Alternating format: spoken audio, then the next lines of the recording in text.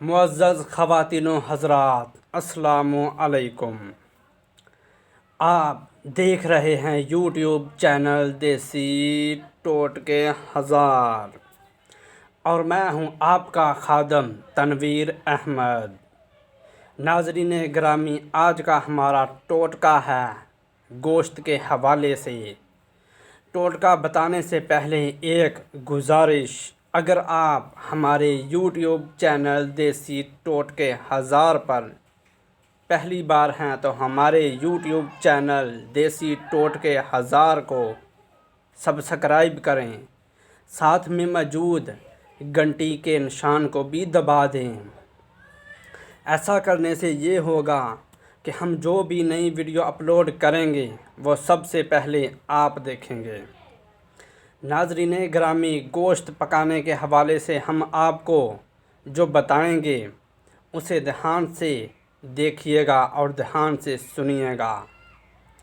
जदीद साइंसी तहकीकात के मुताबिक गोश्त सेहत के लिए मुफीद नहीं है, ख़वाह गोश्त बकरे का हो या गाय भैंस का।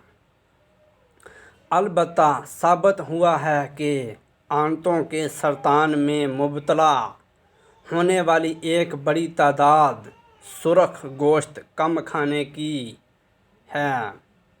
सुर्ख गोश्त कम खाने वालों की तादाद बहुत कम है। साइंसदानों का कहना है कि गोश्त कम खाने के साथ इसके पकाने के तरीके भी तब्दील किए जाएं ताकि सरतान के ख़तरात ना हों, क्योंकि ख़वातीन गोश्त को अमूमन जला देती हैं। ये भी जहन में रखा जाए कि गोश्त जिस कदर जलेगा सरतान के मूज़ी मर्ज़ के अमकानात ज़्यादा होंगे। नेज़ कोयलों पर ज़्यादा देर तक सेकने से भी सरतान का ख़दशा ज़्यादा होगा। इसलिए गोश्तखोरों के लिए दर्ज झेल हदायत दी जाती हैं। वो हदायत आप ध्यान से सुनिए। बहुत ज़्यादा बुना हुआ गोश्त ना खाएं। तेज़ आंच पर गोश्त ना पकाएं। पकाने से कबल गोश्त की चर्बी अलग कर लें। कम से कम वक्त में गोश्त पकाएं। इस बात का इंतज़ार ना करें कि गोश्त मुकम्मल तौर पर गल जाए। टोटका फिर से सुनें। बहुत ज़्यादा बुना हुआ गोश्त आपने नहीं खाना। तेज़ आंच पर गोश्त नहीं पकाना। पकाने से पहले गोश्त की चर्बी अलग कर लें और गोश्त ही पकाएं। कम से कम वक्त में गोश्त पकाएं। इस बात का इंतज़ार ना करें कि गोश्त मुकम्मल तौर पर गल जाए और हम फिर खाएं। ज़्यादा गला हुआ गोश्त किसी काम का नहीं, क्योंकि जितना ज़्यादा गोश्त गल जाता है उसके अंदर उतने ही बीमारियां जन्म लेती हैं। खोया बना हुआ गोश्त वो सिर्फ़ एक जायका ही देता है, फ़ायदा नहीं। बुज़ुर्गों का कहना है कि जिस हिस्से का गोश्त खाया जाए जिस्म के उसी हिस्से पर लगता है।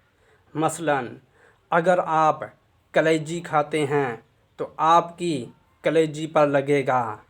अगर आप फिफरा खाते हैं तो आपके फिफरे को लगेगा। आपके फिफरे कमज़ोर हैं या किसी वजह से आप किसी मर्ज़ में मुब्तला हैं तो आपके फिफरों को लगेगा और आपको फ़ायदा पहुंचाएगा।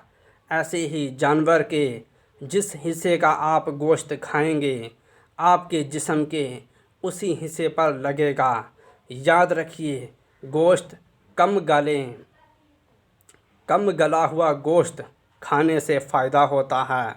ज़्यादा खोया, कुल्फ़ा इस तरह से अगर आप गोश्त पकाते हैं खाते हैं तो वो सिर्फ़ जायका है, फ़ायदा नहीं। टोटका फिर से सुनिए। بہت زیادہ بنا ہوا گوشت بالکل نہ کھائیں۔ تیز آنچ پر گوشت بالکل نہ پکائیں۔ پکانے سے پہلے چربی گوشت کی الگ کر لیں۔ کم سے کم وقت میں پکائیں اور گلا ہوا گوشت بالکل نہ کھائیں۔ ہلکا پھلکا کچا کچا ہونا چاہیے۔ یہ تھا ہمارا آج کا ٹوٹکا۔ پسند آئے لائک کریں، شیئر کریں اور ہمیں اپنی دعاؤں میں یاد رکھیں۔ اللہ نگہبان۔